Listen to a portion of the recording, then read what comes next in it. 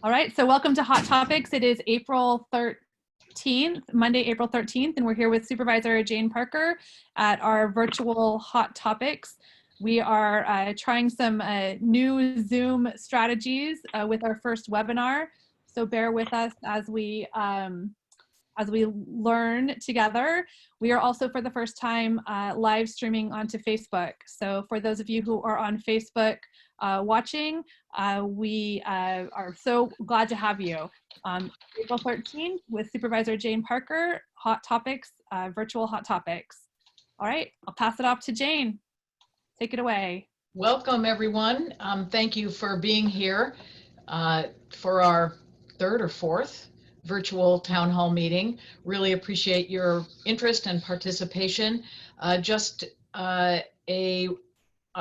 I was going to say a reminder to keep yourself on mute, but I believe that there are magical people at the controls who will make sure about that. It really helps with the audio.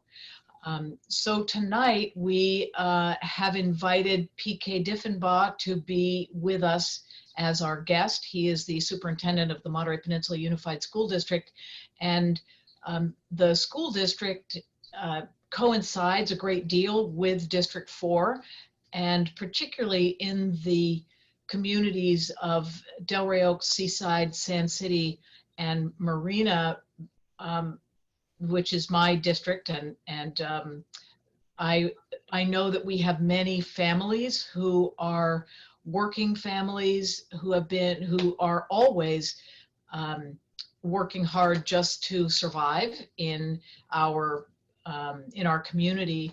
And with the coronavirus, many have all of our lives have been disrupted, but in particular, these families with students in the Monterey Peninsula Unified School District have had really some fairly dire impacts to their lives, and some of them don't qualify for some of the safety net services that other members of the community can rely upon. So it was very much of interest to me to hear from the superintendent of the school district about how the school district is really trying to respond to the academic needs of the students, but also we know that it's very hard for people to learn if they are hungry, if they don't have a quiet and stable place to sleep at night.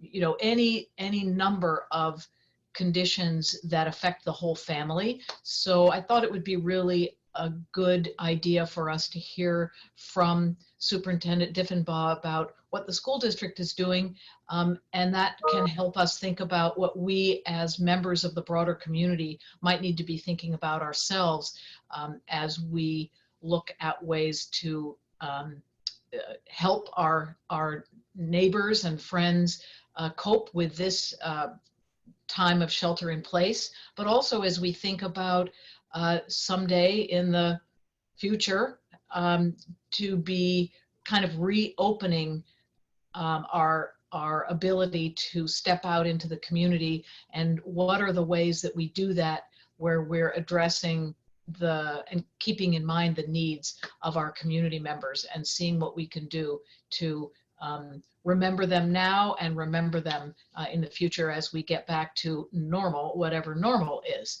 So with that, I think I'll just ask Superintendent Diffenbaugh to talk about what the school district is doing to meet the needs of the students and their families. And then as he's talking, if you are on the Zoom platform, let's see, actually, Wendy, I'll need your help because this is a little bit of a different format. Can people still use the chat function? They can. So the chat function is open for questions and comments, and we'll be watching that. And I can also text you, Jane, as questions come up if you miss something. Okay, that's terrific. So if you are on if you're participating via Zoom, feel free to use the chat function to ask a question, and Wendy or I will funnel that question to Superintendent Diffenbaugh, or I think we have the CAO of the county, the Chief Administrative Officer, Charles McKee, is here. So if it's a question that the county might be in a better position to answer, we'll ask him to respond as well. But so with that, PK, take it away. Thank you so much, Supervisor Parker, for the opportunity and for your leadership and bringing us together on a regular basis. So I really appreciate it. Yeah, it's been a wild ride. I'm not going to lie. It's been an interesting time to shift 10,000 kids from in class to distance learning in a matter of weeks. And we were somewhat fortunate in the sense that we had our spring break aligned right before the shelter in place. So we had kind of 2 weeks to plan and prepare, where some districts, you know, they literally closed one day and had to start the very next day. And so I think it's really been a huge lift on the part of districts, and I really commend the districts across Monterey County for the support and the effort that we've done, realizing that, you know, there's some real issues. So I'll go over just some of the things, and then I'm, you know, very interested in hearing from what people want to ask. But for us, we had to create, we had to shift everything online, which meant that we had to put our curriculum in a digital space, and we worked really hard to do that for over the 2-week period. Additionally, we are one-to-one in our 6th through 12th grade, meaning every kid already had a Chromebook. But for our transitional kindergarten to 5th grade, they did not have Chromebooks to take home. So we had some in the classroom, but not in the students' possession. So we had to round up all our Chromebooks from across the district and then develop a way for them to be delivered to all of our students, because we needed them as part of, we developed paper packets, but the long-term goal was to move things, you know, online. And so we had to do that, which was, you know, also a big lift. So just the logistical pieces of doing that, moving to the online space, and then many of our teachers are also parents themselves, right? So they are now in a position of being home with their kids while trying, as many of you are, to do your daily jobs while also having to take care of your children. And so we made the decision to make it asynchronistic. So it's not kind of school from 8 to 3:30 like you would with online with your teacher that whole time, but rather teachers put up assignments through Google Classroom, and then students are doing those assignments, and we have regular check-ins with the teachers in office hours setup. So that's what we've, you know, tried to do as a blended approach. We also don't really feel that having a kid stuck behind a screen for 8 hours is great learning. So we've tried to balance some of the online learning pieces with some more of kind of take-home projects to do, some things to do around physical exercise, science, etc. So really trying to be creative. But you can imagine, as a district our size, about 10,000 kids, you have teachers with varying levels of capacity and comfort using technology. And so we've really had to put in a professional development for our teachers and really diversify the professional development so that it meets teachers where they are, whether that's an advanced level or really in the beginning. So all that is to say, you know, kind of transitioning to distance learning online has been a heavy lift. But what I will say is that just as the supervisor mentioned in the beginning, is most of our families are already kind of working super hard just to make ends meet on the peninsula. And about 15% of our students, which is 1,500 kids, are considered homeless when you go onto the McKinney-Vento Act definition, which means that they're double or triple up in a home. And you can imagine that because of the hospitality industry being the first to kind of be hit very hard, our families were the first to lose their jobs, get hours reduced, and putting them already in a more precarious situation.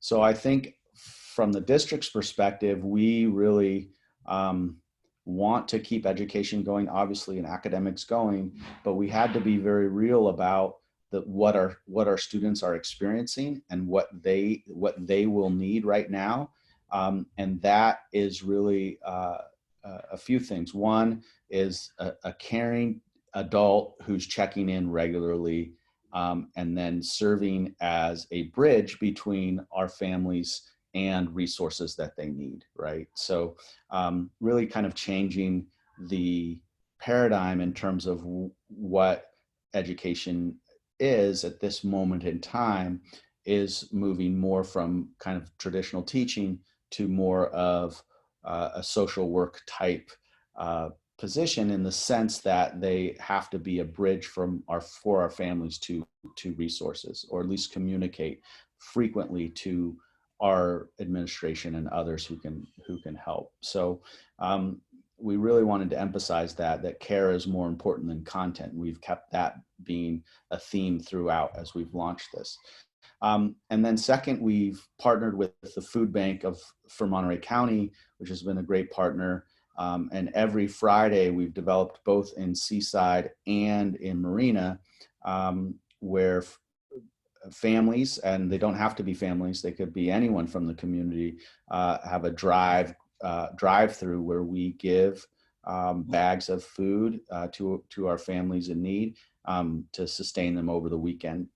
We also have a grab and go lunch every Monday through Friday at most of our sites, where families can come, students can come and get a lunch for the day and breakfast for the next morning. So it's 2 meals every time. And that's been, last week we served over 11,000 meals in that capacity through the grab and go, process. And I'd say the other thing that is hitting our families really hard, and we're trying to figure out a response to, is the housing situation. So our homeless liaison has looked and predicted that, or based on his notes, that 25 families of ours are currently in motels under vouchers that they get through the county, but that those vouchers, my understanding, is 16, sorry, my dog, 16 days is what they get at certain motels. And so that space time is limited.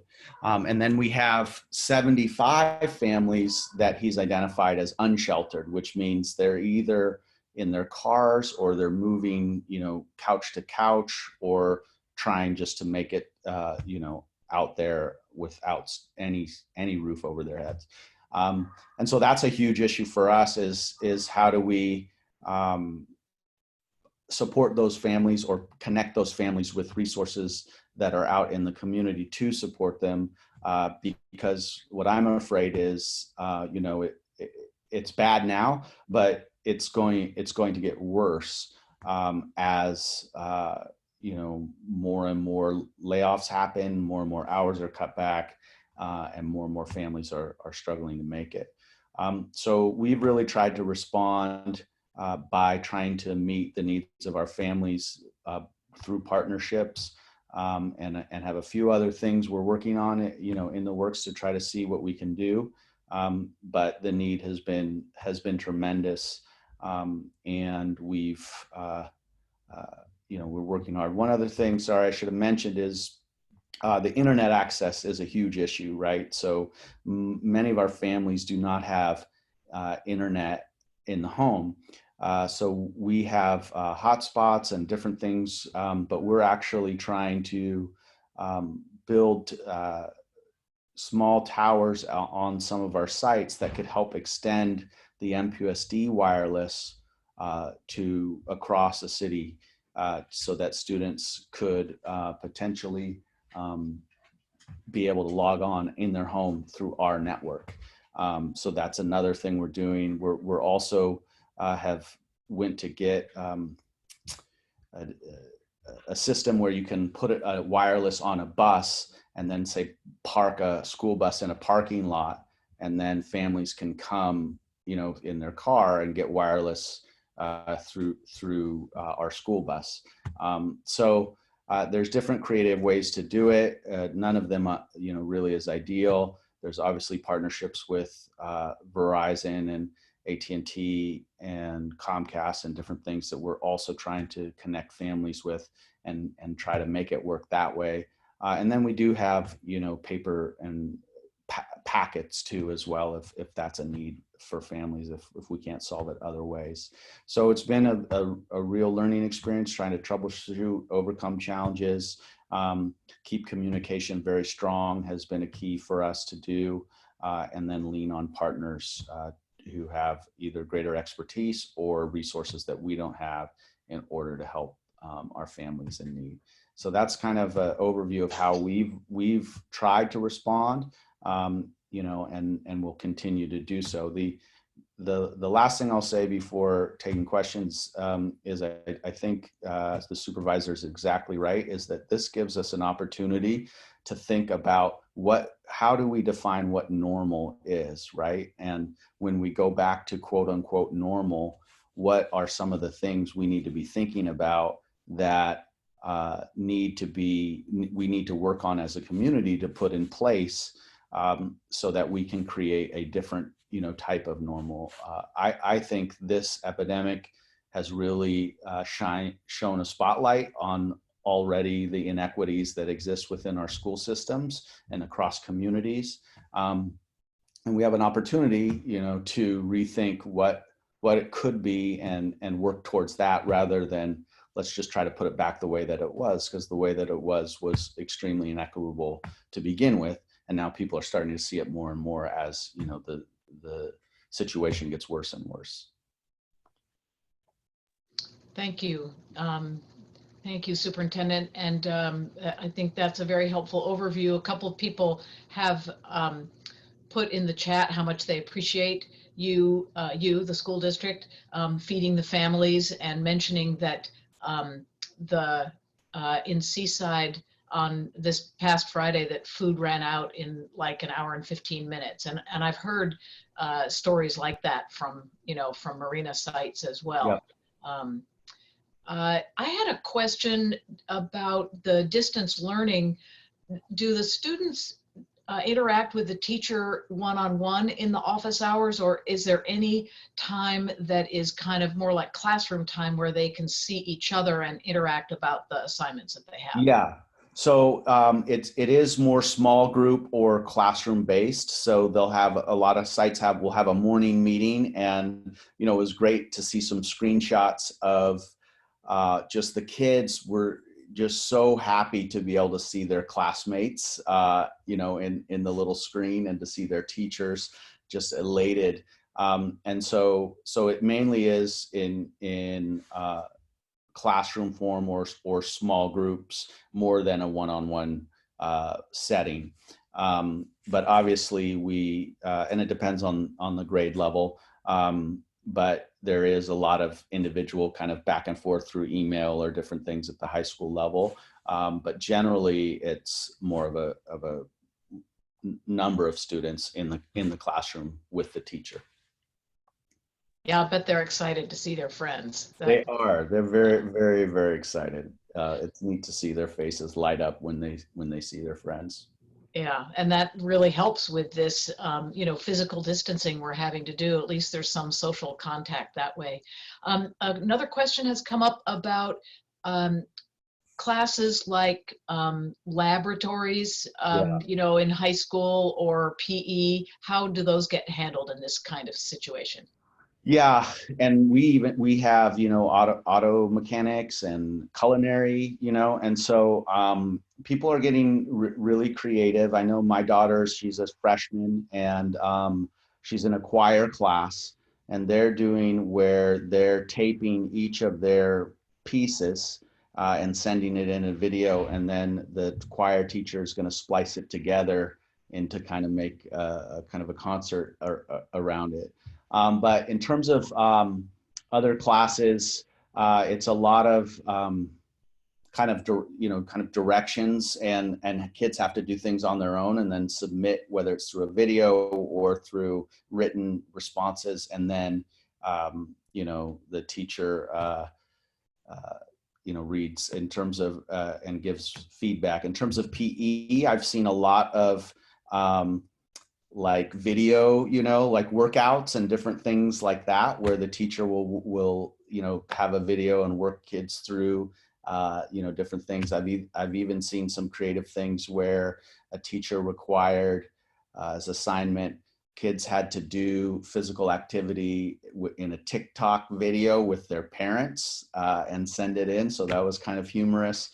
So people trying to get creative in it, and there are some things that lend itself better to online than others.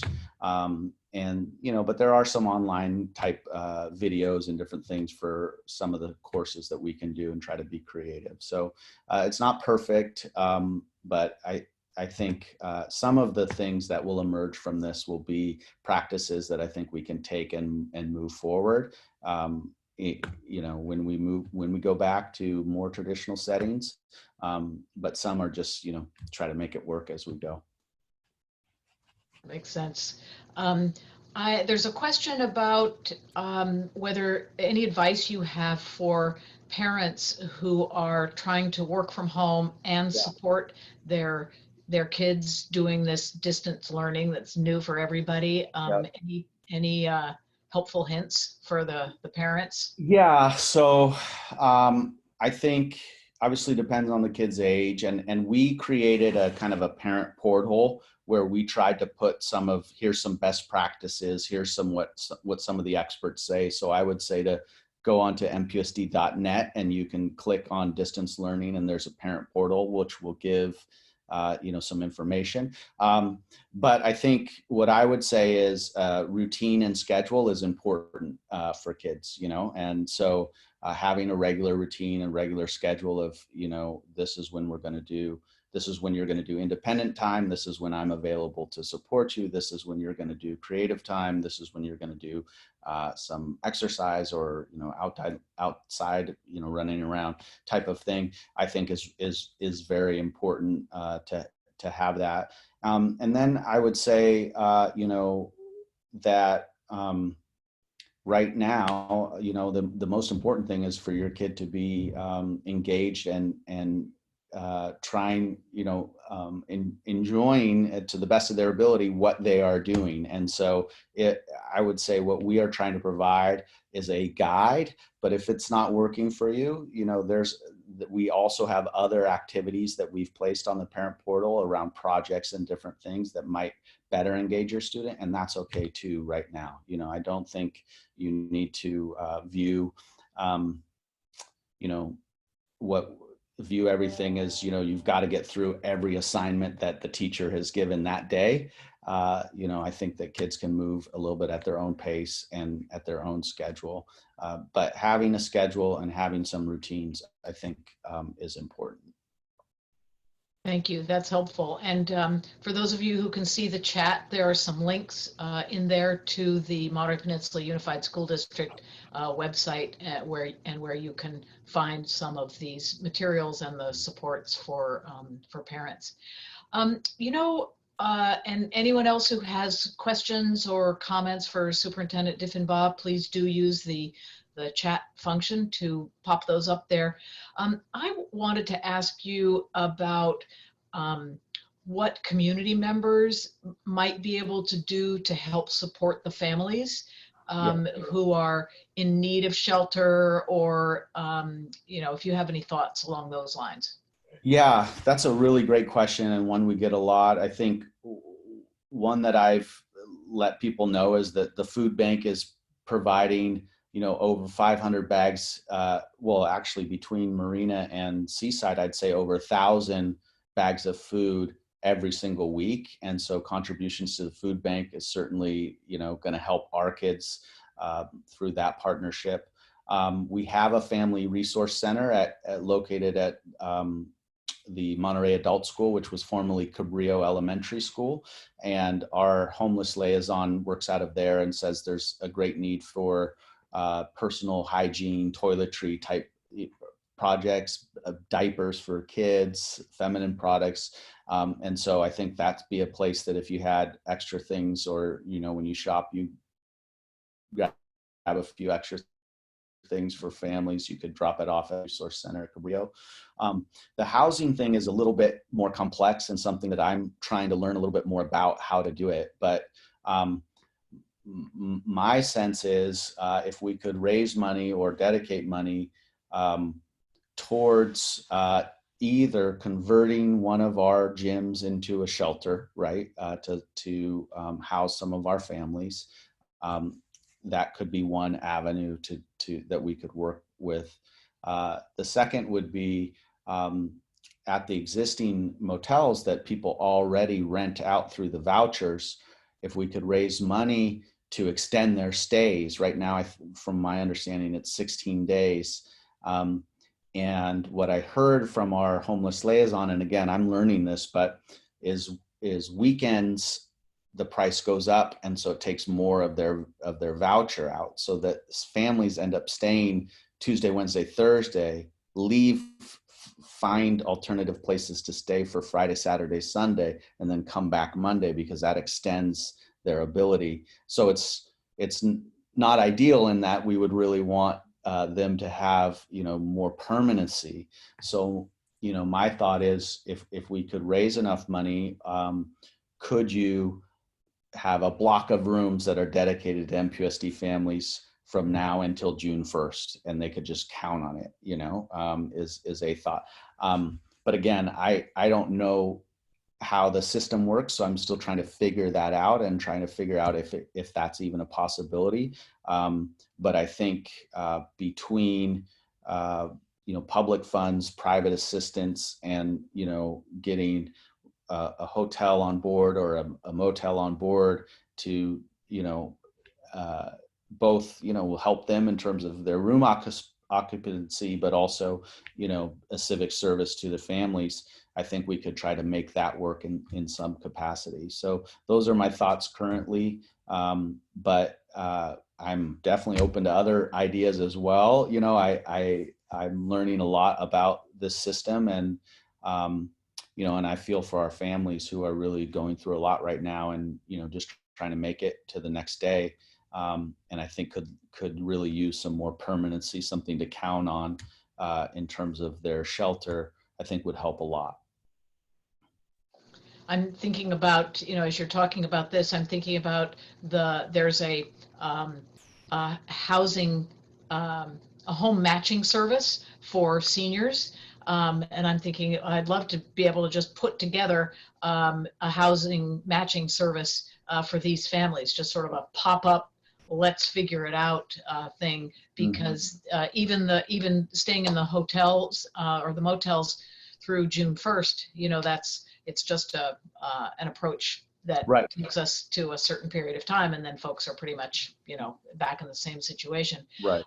I do want to just mention that there are a number of elected school trustees who are part of this this meeting, and I want to just mention the ones I'm aware of. And any of you, if you have thoughts about what you'd like to see us do to make life better for the schools and the students and the community, please feel free to use the chat. From MPC, we have Rosalind Charles on the call, and then the Monterey Peninsula Unified School District trustees are pretty well represented. We've got Amanda Whitmire, Veronica Miramontes, and Alana Miles and Wendy Root Askew. Also some key staff people from MPUSD. Looks like Melanie Allen, a school nurse, and the social and emotional manager Erin Wood are also here. I'm sure you have some insights, so feel free to pop some comments or difficult questions to the superintendent. Also, you know, I do want to kind of return to this return to normal idea, and I'd love to get your thoughts about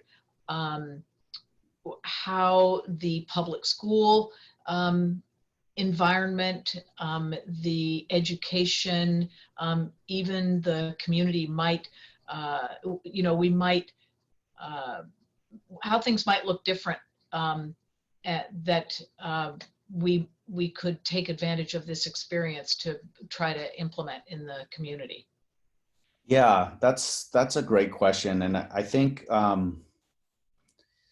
so. There's a community school model that has been out there and has been in place in a number of places across the country, where they're really trying to integrate services. Has the school as a hub, but they've integrated. Monterey County Behavioral Health, for example, could have an office at a school site, maybe a health center located on, you know, at the school site, and where social services, you know, is integrated as well. And it really serves as a hub for the families in the community. The school is open much longer hours.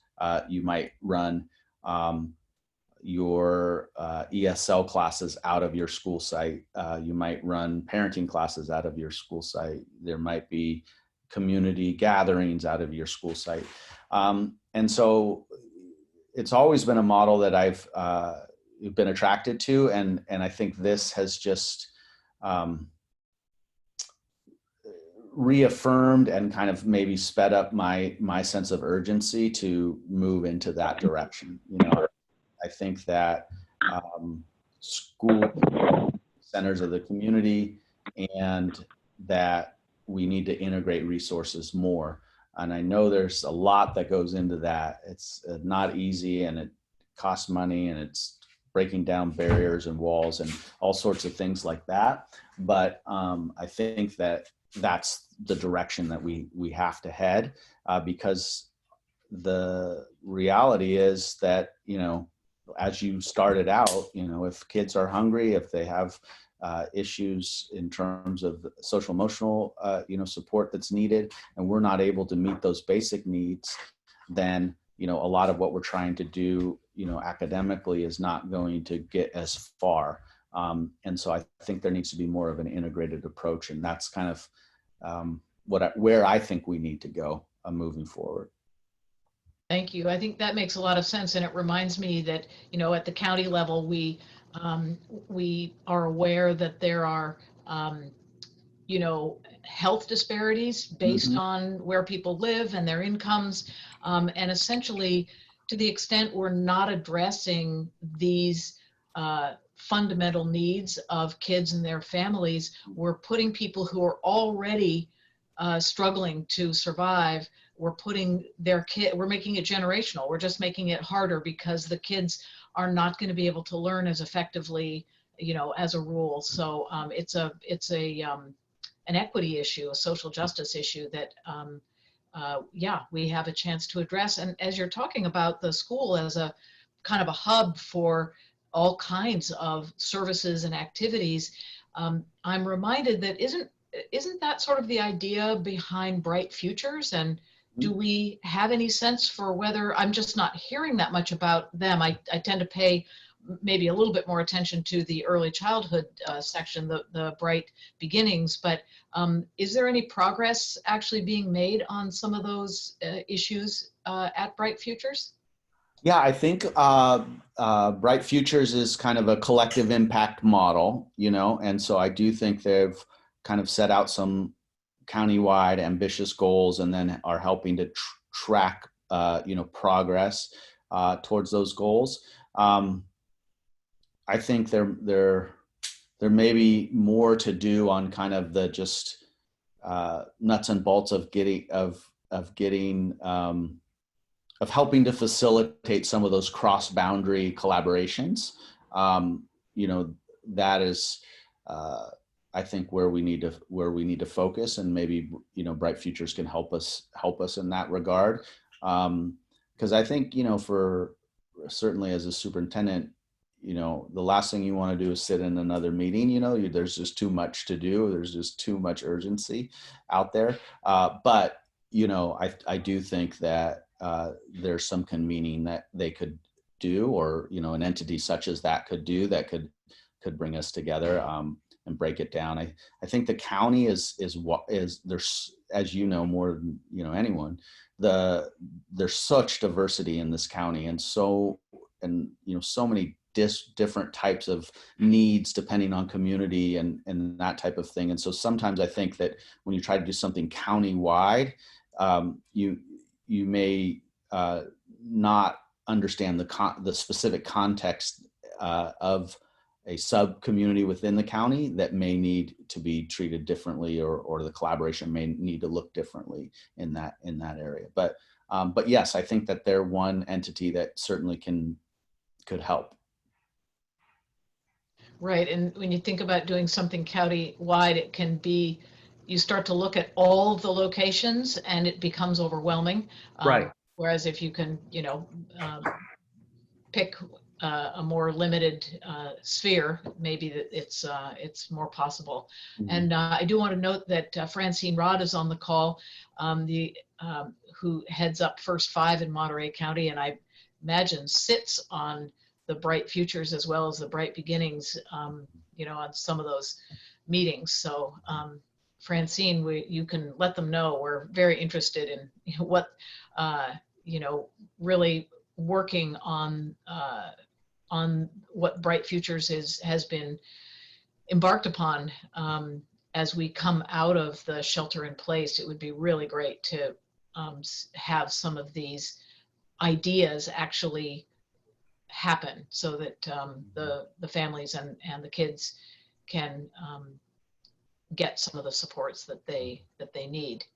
I want to note that in the chat there has been a link to the website. Again, it's Monterey Peninsula Unified School District, but it's where people can find the family and student portals. So if you're a parent, or you know someone who is, that's a good place to get the resources that Superintendent Diffenbaugh has been talking about. Let's see, any other, oh, here's a comment.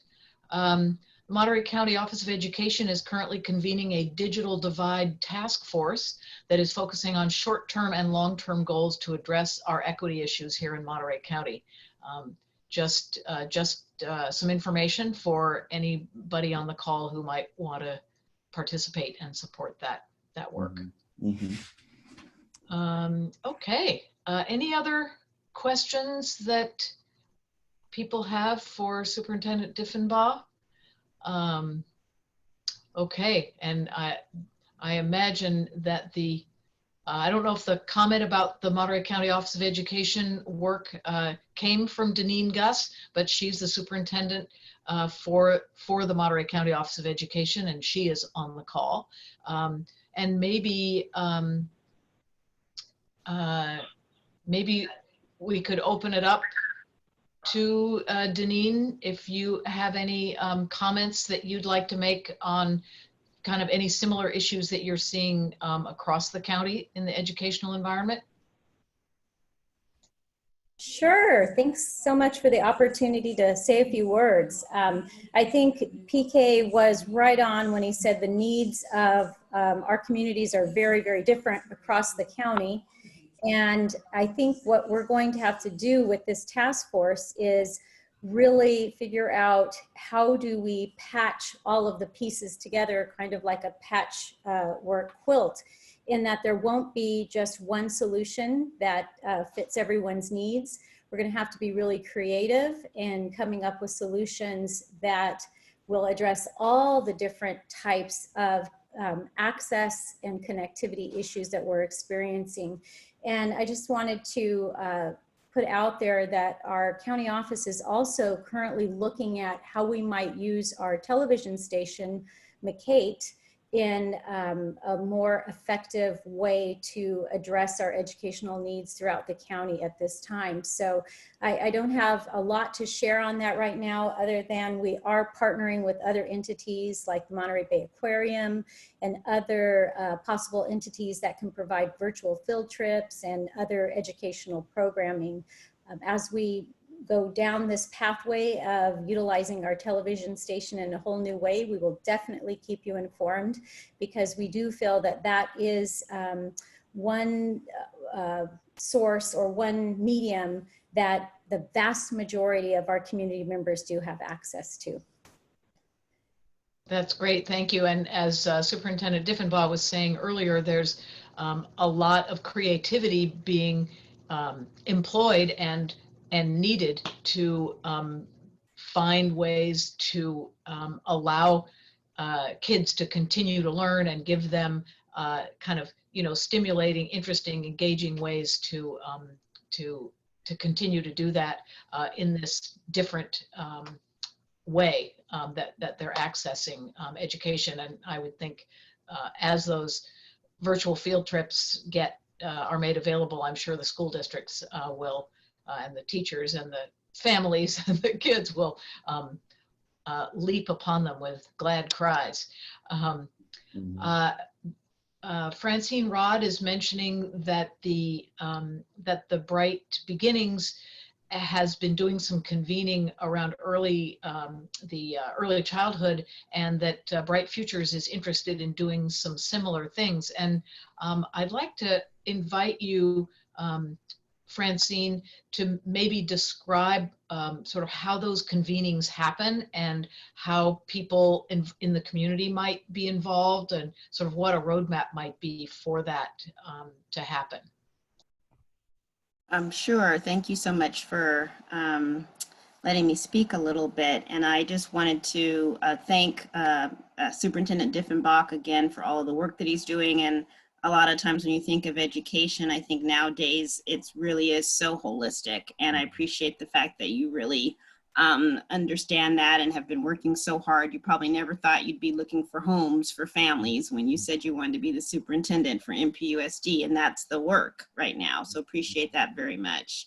And so in the early care space, from prenatal to age 5, we know that it's really a holistic approach that looks at the children and the families, and you have to be looking at the social emotional needs, at what the supports are that have been provided to the communities. And so with Bright Beginnings, the work has been focused in those areas of how to get the communities to help to support the work of building a family and a school and supporting the children's needs. So the work has been happening in different parts of the county, as you mentioned, Superintendent Diffenbaugh, because the different communities have different needs.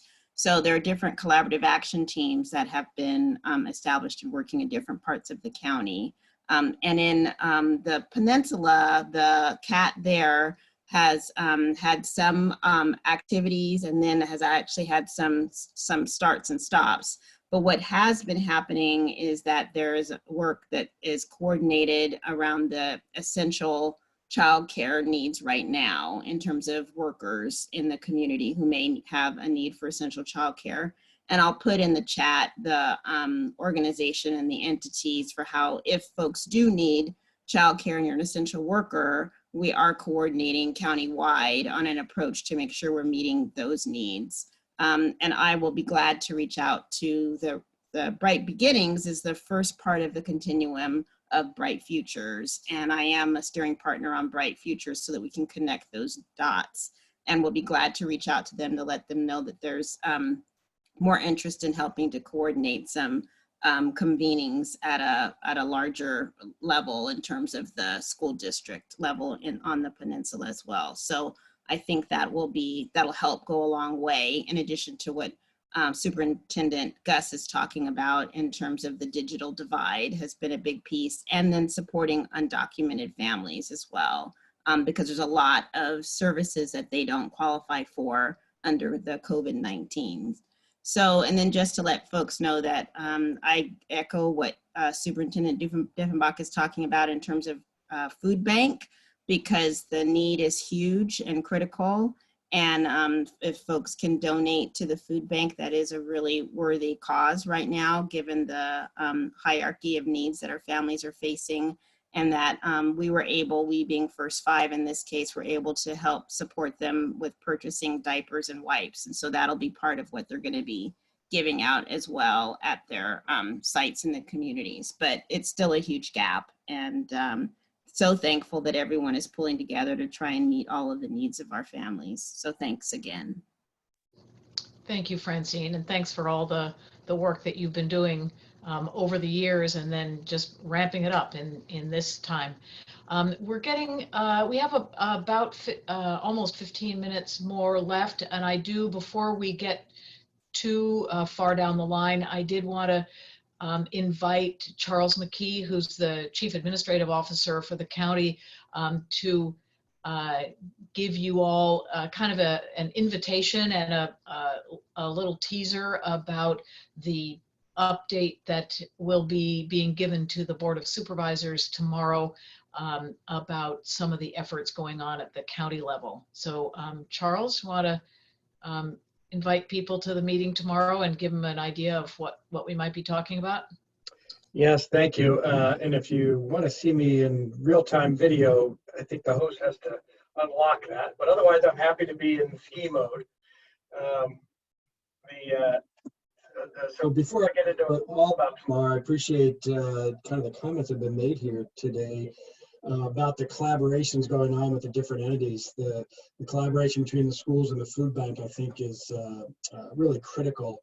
And then also what First Five is doing there. And I'd love to figure out ways that we can, that we can leverage all of the resources that we have to even bring more resources to the food bank and to those kinds of efforts. So the more we can do that, I would appreciate that kind of collaboration. So that sounds great. I know that Supervisor Parker's office, along with Supervisor Phillips, are going to push for additional funding coming from the county to help the food bank. And we're going to also look at ways we can leverage that with maybe some staff help to also provide some muscle to the food bank in addition to what they already have, because they're already a great organization. As far as tomorrow, there's a lot of interesting information coming out at the board tomorrow. I think the key one that most people are going to want to pay attention to is the additional modeling information that will be coming out from the health department as far as how we can see the novel coronavirus impacting Monterey County and the numbers associated with that, just as far as the overall cases that might happen with Monterey County, as well as the impact on our healthcare system, because it could be significant. However, the good news embedded in that information tomorrow is that the more we follow the health officer's order to shelter in place and keep our social distancing and distance learning that you're doing at the schools and the other techniques to avoid transmission, the more likely that we will not see a surge that overwhelms our system here. And that's kind of the message that we hope to get out tomorrow with the modeling information. We're also going to talk about, in addition to that, the tools that we have, or we're trying to engage here at Monterey County to address the virus if it should impact vulnerable communities, such as those with housing vulnerabilities, also, the homeless, but as well as others who are just in congregate living situations with many people in a household, where isolating yourself may not be so easy, or if you don't have the resources to do so. We're going to explain some of the ways that we're trying to address that across Monterey County. In addition, we're looking at what are called alternate care sites tomorrow. We're going to have a little explanation on alternate care sites, and that's just in case we have a surge on our hospitals and we need to have sites in Monterey County to stand up and be prepared to provide medical care outside of a hospital setting. The most severe cases of either COVID-19, coronavirus, or your broken leg, or some other injury or illness that you might have that doesn't require intensive care, we might have to set you up and an alternative care site. And we're working closely with the city of Marina on one of those projects. We've also talked to the federal government, CSUMB, other cities to see what kind of facilities they might have, and giving us the opportunity to stand up an alternate care site. And then finally tomorrow, we're going to talk a little bit about the economics and the small business impacts here in Monterey County, and some of the resources that the Monterey County Business Council can bring to help those businesses that are struggling at this time. And that will cap off the presentation that we have for the Board of Supervisors tomorrow. Thank you, Charles. Appreciate you letting people know. So that is going to be at starting at 10:30 tomorrow morning. Maybe Wendy or Lori, you can put up a link to that meeting with the Zoom information in case people want to participate that way. Oh, look at that! It's right there on the screen. I did also. I see in the chat there is information about food being provided through the faith community at Bethel Baptist Church on Tuesdays and Thursdays from 4 to 6 p.m. and then also on Saturdays from 10 to 12. Also, there's a comment that the aquarium does have some great educational resources already on their website, and their website is montereybayaquarium.org. So if teachers and parents want some good ideas and some things to offer to themselves and their kids, that's a good resource. I also wanted to just say how much I appreciate the parents and the teachers who are really stepping up to a whole different way of trying to support the educational needs of the kids during this. I don't think any of us are terribly familiar with much of this, and so on top of everything else that we're trying to learn and be patient with in this time, I really want to give a shout out, because that's a stressful responsibility for people to take on. Let's see. I see a message. Oh yes, there's on the chat, there's a link for finding childcare. Thank you. Countywide early learning emergency response, general planning. There's some information about when that group meets and where to find more information. And there's the Board of Supervisors meeting. Okay. Any thoughts, Superintendent Diffenbaugh, that have occurred to you as you're hearing from other people and some of the comments and questions that have come up?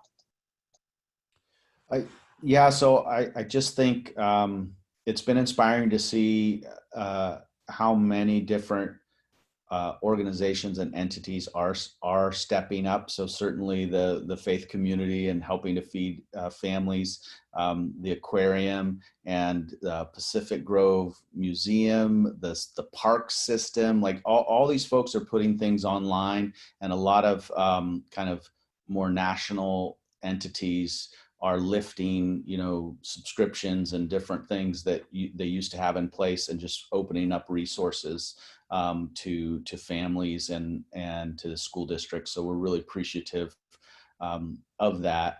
I think that as in anything, you have to look for silver linings and look for things that, moving forward will help our families and help our kids. Long term. But for me, I just keep coming back to, this epidemic has shown the spotlight on the inequities that exist within our society, and certainly within our school system. And I think that we need to really think about if we don't feel that's acceptable, which I think most of us don't, then what can we and what do we need to do to create a system that is more equitable? And I think that that's going to take a lot of, bold thinking and bold action on the same people who are stepping up, in this time of crisis. We're going to need that coalition to form around a longer term vision of a more equitable system for our kids. Thank you. I couldn't agree more, and I hope that the people in this meeting and anyone who is, participating in any way who has an interest will step up and really advocate for us to, as we come back, as we come out of shelter in place, what are the things that we really need to prioritize to put in place so that the children, the families who have gotten the raw end of the deal all the way along can have something closer to a fair shake. I think we have the opportunity to look at some of those things and make those a higher priority as we return to, as I say, whatever the new normal is. And I really think that it makes sense for us to commit to making sure that our new normal is a more fair and just and sustainable one for everyone. So with that, let's see, there's a quick question here, I think. How are we doing on time? I have no idea. Where's the time? Let's see.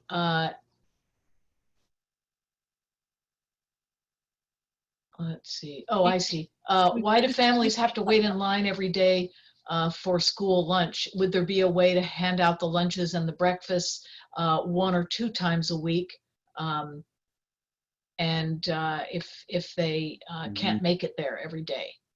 Yeah, so that's a good question. One is, I wasn't aware that there were lines for lunch because when I've been driving around, it's been kind of a grab and go, pretty quick system, but I certainly can look into that.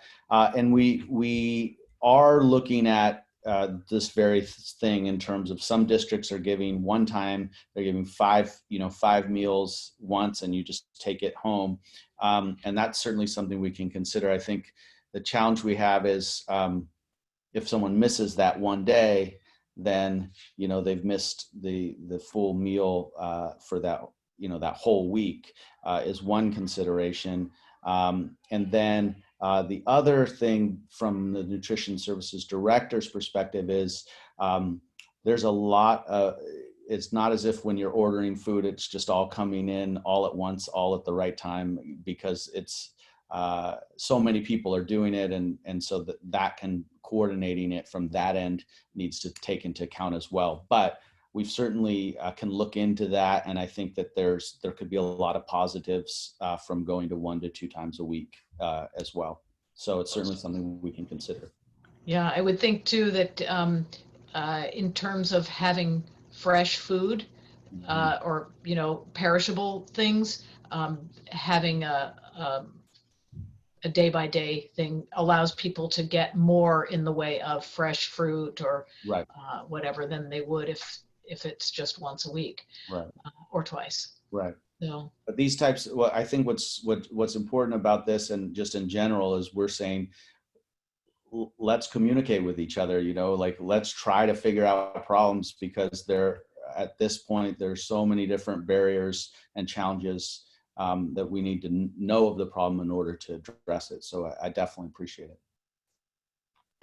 We are learning as we go along. Absolutely. So, great. Well, thank you so much, Superintendent Diffenbaugh. We really appreciate you being here and your commitment to the faculty, the staff, the whole school community on the on the employee side, and also such a huge commitment on your part and all of their part to the children and the families in our community. And I look forward to working together to make our new normal a better one than our old normal.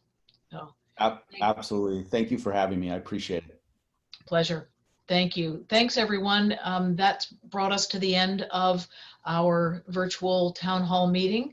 Thank you so much for joining in, and we will be here next week at the same time, 5:30, with another exciting episode. Stay safe, be kind.